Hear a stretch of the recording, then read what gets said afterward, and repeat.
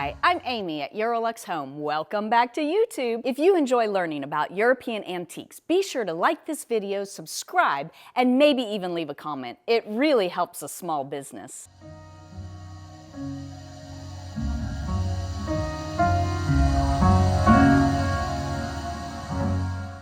So I thought it would be a little interesting this week to show you some behind the scenes at EuroLuxHome.com. So when a piece of antique furniture sells, I begin to get it ready for shipment. And this is a beautiful antique hunting buffet behind me that dates to right about 1880. And I will clean and wax it, and that will be another video. But first, I usually start with little restoration things that need to be fixed. Now, you know we all get wrinkles as we age, and of course, antiques have little things that happen. Little things break, or there's wood separation, and I normally will reach out to the client to see would they like me to go ahead and touch things up or leave them in original condition. And in this case, our client would like us to go ahead and touch something up. And so what I'm going to touch up is that here on this piece, we have these three angel figures that are across the top. And here in the middle is a little angel who is playing cymbals. And then on either side, we have two little musician angels that are playing a flute. And unfortunately, the end of the flute has been damaged.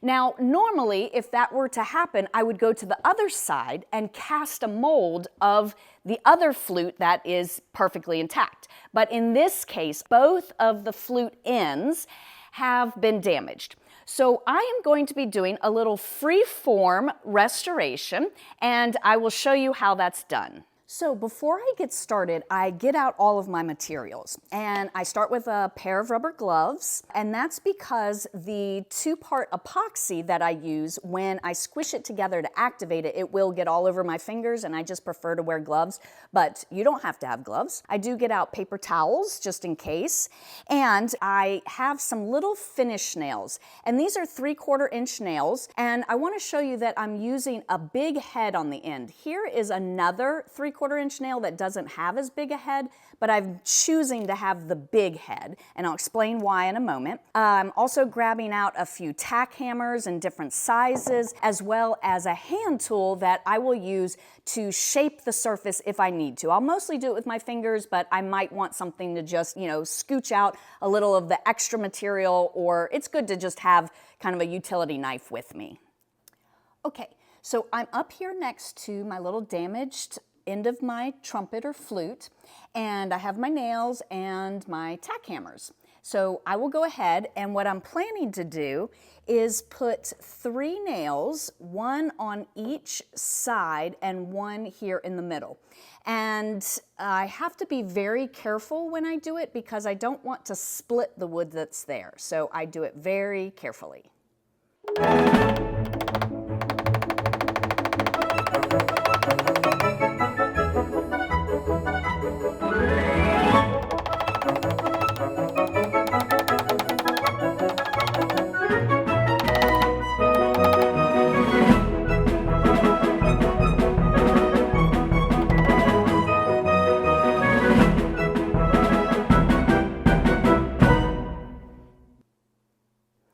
So I decided that this one on this edge is awfully close and it might split. So I've got 2 nails in here, and I think I'm happy with that. I can work with that. So now I've got my gloves on, and I have my 2-part epoxy. And once I start actually activating this by squishing it together, see it has the part on the outside and the part on the inside, I really only have 3 to 4 minutes before it starts to set up, so I have to go pretty quickly when I do it. And I'm going to cut off probably a good size, maybe about that much. That might be more than I need, but then at least I won't be scrambling to add to it, and so I can always throw out the excess. So then I will start activating it by smushing it together.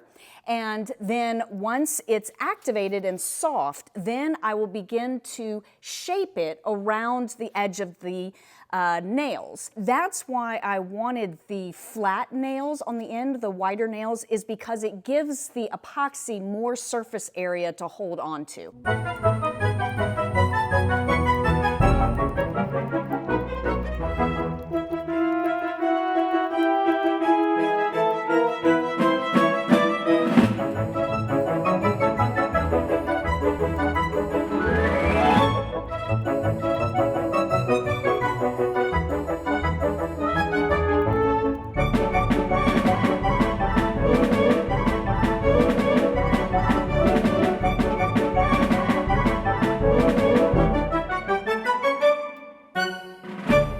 Okay, so I have finished shaping the little end of the trumpet, and I've made sure that I've made a divot on the underside, and then I used my fingers to sort of smooth the epoxy into the surrounding surface. Now, I will have to go back and touch it up, but this is just the creation of the trumpet itself. And now I can feel that the epoxy itself is starting to get warm, so it's starting to set up. So now I'm just going to let this harden overnight, and I'll go ahead and do the other trumpet on the other side. And I'll do the same process.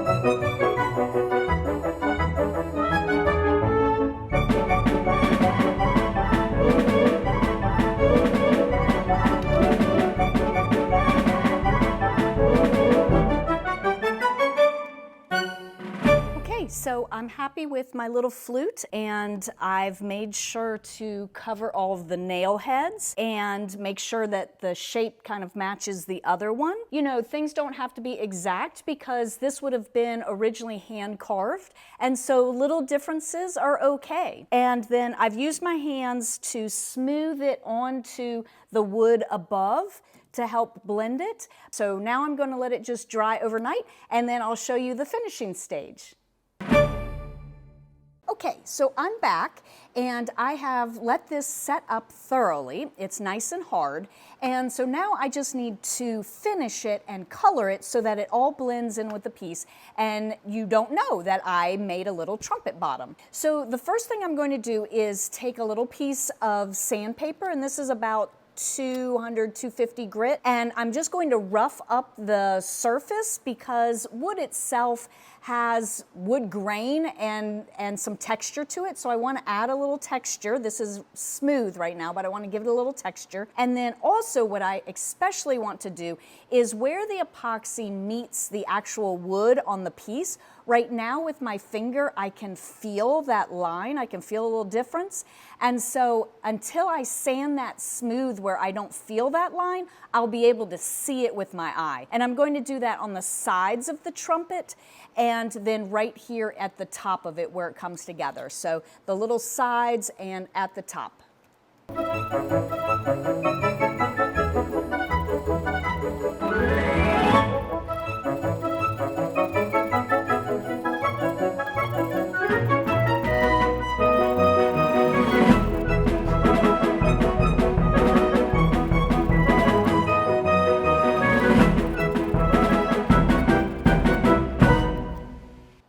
So now I've finished sanding and it's really nice and smooth and I cannot feel the line. So that's how I will make sure that I get it camouflaged really well.